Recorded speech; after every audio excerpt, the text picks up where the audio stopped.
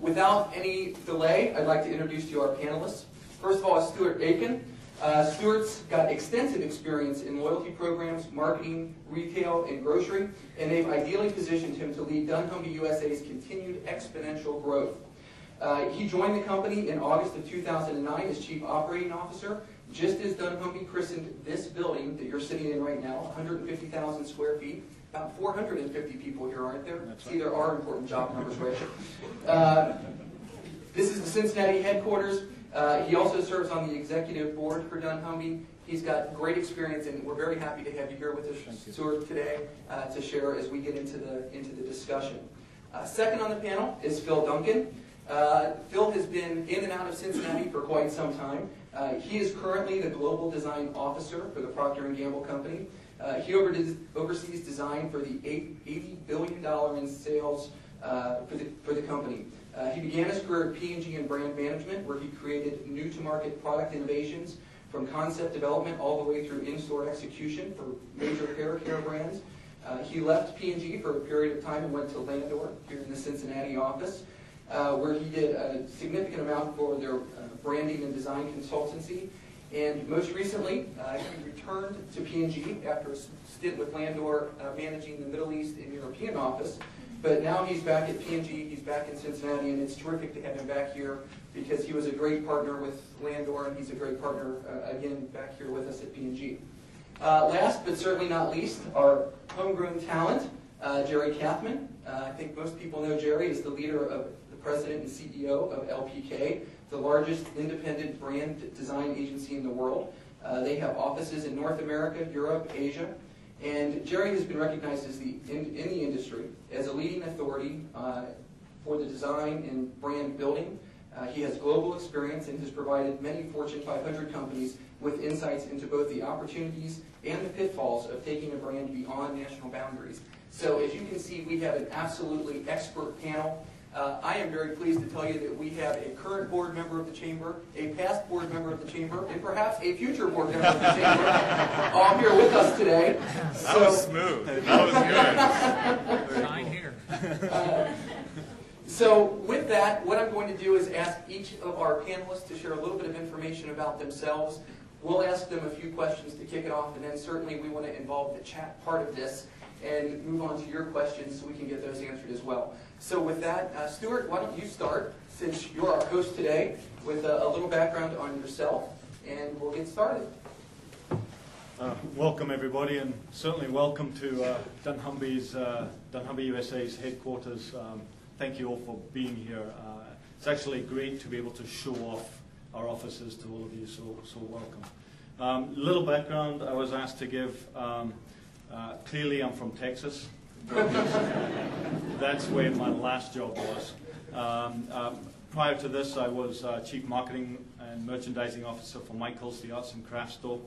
Prior to that, I worked at Safeway, another grocery store out on the West Coast, San Francisco, for some 10 years. Prior to that, I was in the other Silicon Valley, trying to make my fortune. Clearly, I failed miserably. Prior to that, I worked in Scotland, which is where I'm from. I worked for Digital. Don't know if you remember them. American-based company. And prior to that, I was a lecturer. I taught artificial intelligence and small business management. So a fairly eclectic, broad background. And I have also spent 10 years in South Africa, so a fairly rounded experience, a decade on 3 different continents. So that's my background. Phil? So hi, I'm Phil Duncan. I'm the Global Design Officer for P&G. I'm actually a Cincinnati native, so yes, go ahead, get your question out. I'm an East Sider, right? What high school did I go to? I went to Anderson High School. I won't say the date I graduated. Anyway, let's see, I was a designer actually by my undergraduate studies degree, and then I worked in the industry for a few years, and then I went back and got my MBA. So for those of you who would like to read an interesting book called The Whole New Mind, have you heard of The Whole New Mind, a few of you? Got Daniel Pinkman, yes, I think it is. Pink, it's just Pink, all right, sorry. It's a great book that talks about, frankly, those who are going to be best equipped to serve in a world where there is both data as well as kind of the softer emotion sides of building and connecting with people around the world, they will reign. So I love to say that 15, 20 years I had this great aspiration of connecting my design degree with my MBA, but frankly I had no clue what I was doing 20 or so years ago.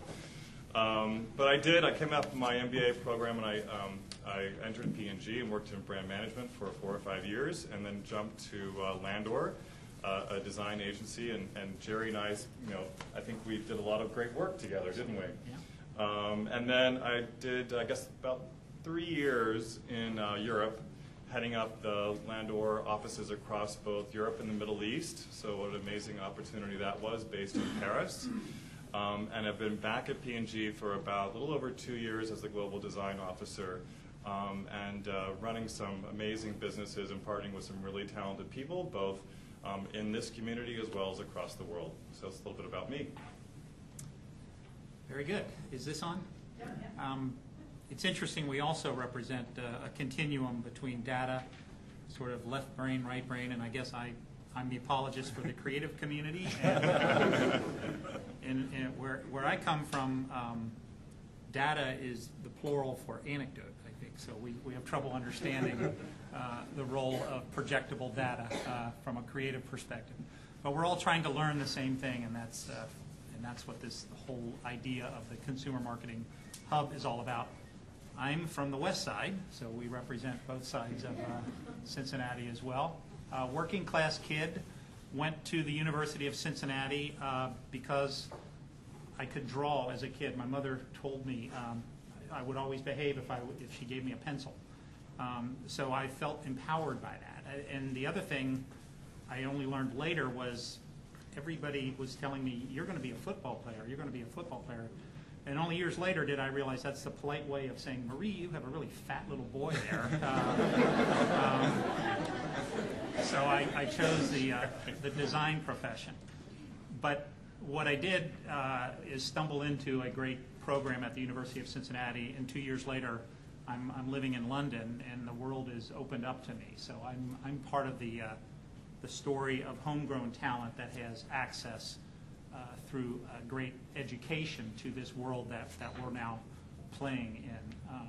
I sort of grew up with my profession. I design, the social contract was my client was smart and I was dumb, but I could draw and he couldn't, and that was the nature of the relationship. But it's evolved over 30 years to where he's still smart, but he's too busy, so he needs people to help him develop the process with him. And suddenly we're stumbling into understanding the world of quantifying information. Suddenly we're learning about anthropology, and we're visiting homes in Cairo and Moscow and observing consumer behavior, and suddenly we're anthropologists. So this idea that branding is a big idea and it's getting bigger is what's so exhilarating for all of us who have the privilege to be working in this area.